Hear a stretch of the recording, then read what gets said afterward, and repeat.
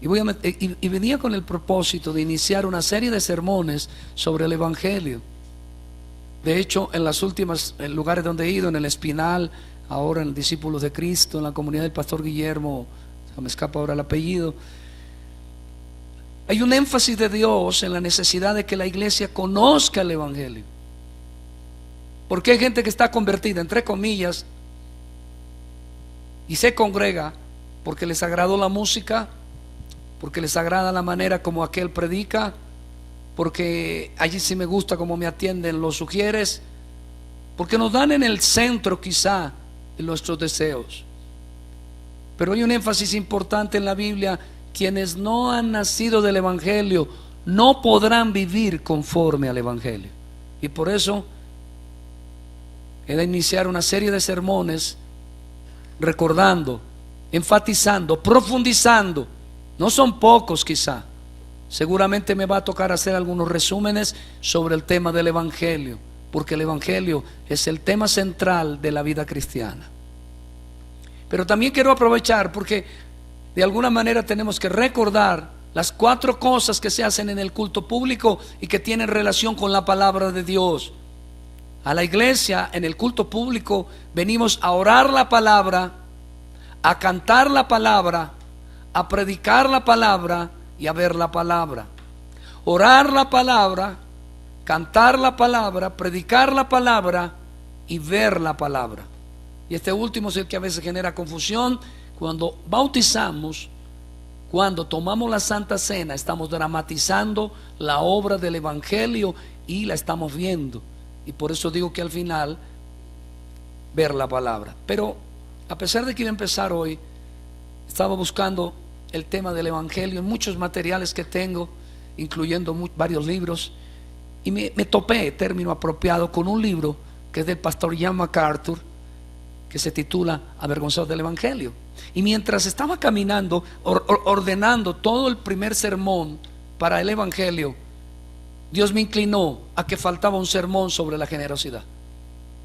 Y me inclinó de tal manera que no pude resistirlo, y hoy tenemos el último sermón de la generosidad. Tenemos que hablar con claridad, y creo que este punto es importante para que podamos haber completado un círculo como más bien completo de lo que es la generosidad. Amén. Hoy vamos a ver el tema, se titula Una comunidad generosa. ¿Cómo se titula? Hemos venido hablando de la generosidad individual. Hablamos casi todos los sermones de la generosidad como persona, como individuo, como creyente. Y hablamos de la generosidad, dijimos, no solamente en términos materiales, sino en términos absolutos. Generosidad en el amar, generosidad en el perdonar, generosidad en el aceptar, generosidad en el soportar, generosidad en la crianza de los hijos, generosidad en la provisión para mi casa, generosidad en todo, generosidad en cuanto a mis talentos y ponerlos al servicio de otros, derramar de mi generosidad en todas las áreas hasta que sea un derroche. Pero hoy quiero centrarme en el tema particular. Me regalas un, gracias. Hoy quiero centrarme ahí nomás. Gracias. En la importancia de que la iglesia se vea como una iglesia generosa corporativamente hablando. Corporativa. Los pecados de un individuo afectan el cuerpo. Cuando usted se machuca un dedo, su cuerpo grita ay, ay, ay, no solamente su dedo. Cuando usted come y siente deleite en su estómago, no solamente su estómago está satisfecho, sino todo su ser integral está satisfecho. Perdemos constantemente el sentido de corporeidad, y muchas cosas que Dios nos manda bajo el nuevo pacto tienen que ver con la corporeidad. Cómo actuamos en conjunto, cómo nos movemos en comunión.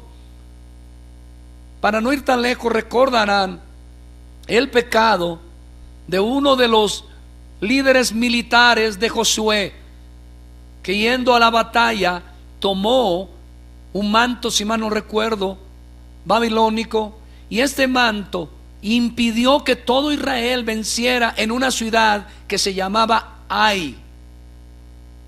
Y entonces Josué no entendía muy bien este problema y se metió con Dios, y Dios le dijo: hay pecado entre mi pueblo. Hasta que se descubrió lo que había ocurrido y hasta que no se castigó el pecado de aquel, no vino la prosperidad. En este caso, la prosperidad en la guerra, porque la prosperidad también es integral, no solamente es en dinero, es espiritual, es moral, es afectiva. Hay familias que crecen económicamente, pero su moral va en debacle. Hay familias que crecen en el del dinero, pero sus vidas, en lo que refiere a la moral de Dios, están echadas a perder. Así que la prosperidad es integral. Y Josué vio detenida la prosperidad en la batalla, en la conquista de la tierra prometida, porque había un pecado allí. También vemos cómo los líderes, esto me incluye, pecamos. Y nuestros pecados también afectan a todo el cuerpo. Quizá deban recordar cuando el pueblo de Israel, o mejor, el rey David, en medio de su soberbia y orgullo, que nos visitan los predicadores, porque somos quizá los más proclives a ser soberbios y orgullosos por el lugar de honra que Dios nos da. Así que vuestro deber es orar por vuestros pastores para que mantengamos la mansedumbre, la humildad y la ternura, cosa que constantemente viene a ser atacada por nuestro pecado y por el maligno y el mundo. El rey David se levantó en cierta ocasión y, en cambio de gloriarse que Dios le había dado la victoria, se glorió de una manera clara en su ejército, y dice que mandó contar el número de su ejército. No es un pecado contar el ejército. Creo que si les van a repartir raciones, yo tengo aquí a alguien que trabaja con la escuela militar en el departamento de alimentación, y si tiene que saber cuántos almuerzos va a hacer, pues les va a tocar contar más o menos cuántos soldados hay. Así que algunos dicen: hermano, usted no puede contar los miembros de la iglesia porque eso es pecado. Esto es falso. El punto aquí es que el rey David lo que estaba haciendo era ensoberbecerse y enorgullecerse de su ejército, como quien dice: el que me dio la victoria, ¿quién fue? El ejército. Y la Biblia dice que vino castigo de Dios sobre Israel. ¿Sabe cuál era la oración de David? Escúcheme bien: Señor, paráfrasis mío, no castigues más al pueblo, yo soy el que he pecado contra ti. Hay problemas en las familias. Hay hijos que traen maldición sobre la familia. Son malvados. Su fornicación, su ebriedad maldice la familia.